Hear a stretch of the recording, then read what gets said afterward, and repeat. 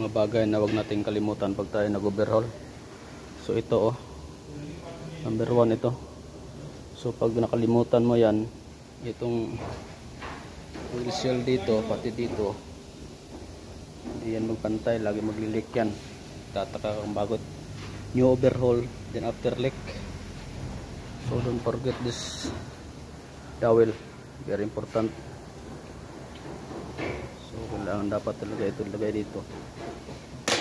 Paro. Yan. Kasi pag wala yung guide, ito mag-disalign yan. Disalign after oil seal leaking. So kailangan talaga ilagay na ganito. Very important things. Kasi pag hindi yan magana dito, mag-disalign yan sa oil seal, pati dito lilik yan. So right baby.